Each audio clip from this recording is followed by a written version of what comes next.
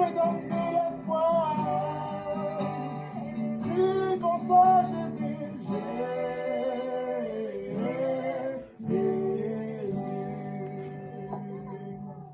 Psaume 55, le verset 23 dit, remets ton sort à l'Éternel et il te soutiendra.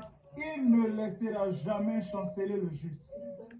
L'Éternel ne laissera jamais chanceler le juste. Ça veut dire le juste est courbé, il est abattu, mais l'Éternel ne le laissera jamais tomber. Parce que c'est le Dieu fidèle qui ne trahit pas. Tu peux encore faire confiance à Jésus, même au 21e siècle, parce qu'il répond toujours. Amen.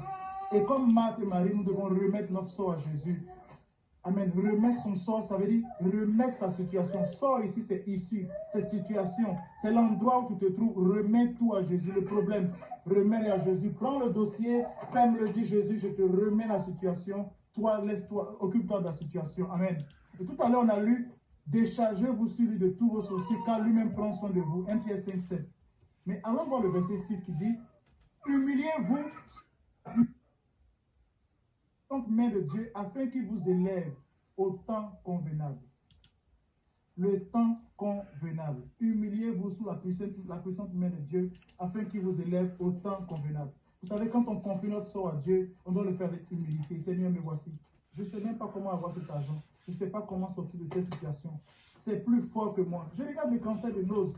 Seigneur, les médecins même ne peuvent rien faire avec les filles. Les médecins même ne peuvent rien faire. Mais nous, les hommes, qu'est-ce qu'on va faire? On te remet toute la situation.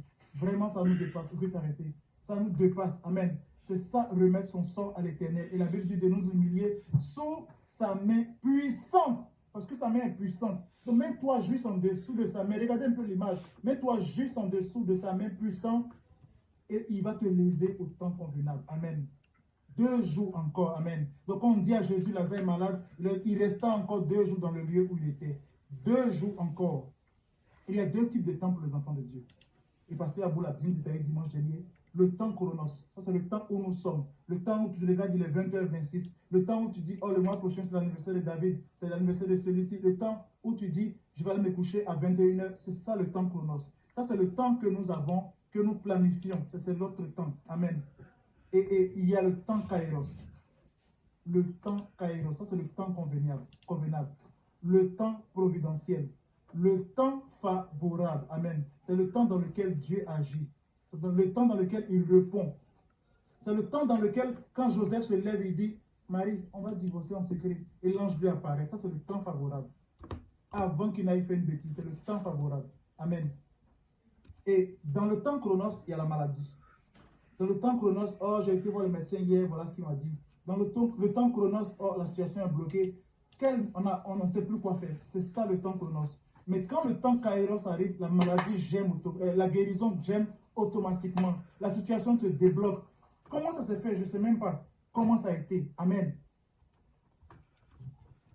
C'est ça le temps chronos. Le temps kairos. C'est le temps favorable de Dieu. Amen. Et dans le temps chronos, tu es célibataire et tu pries. Mais quand le temps kairos arrive, vive le marié. Dans le temps chronos, tu cherches un enfant. Oh, ça ne marche pas à gauche, à droite. Mais dans le temps kairos, tu enfantes et tu fais même des jumeaux au nom de Jésus. Amen. Mais le problème, c'est que les hommes que nous sommes, nous ne connaissons pas le temps kairos.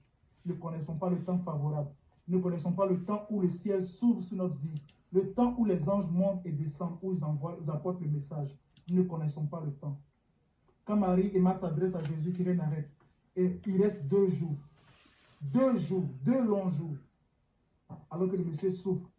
Et peut-être que pour toi, ça fait 2 jours, plus de 2 jours, 2 semaines que tu attends de la part du Seigneur. 2 ans, ou même peut-être 20 ans. Oui, il y a des gens qui attendent depuis 20 ans.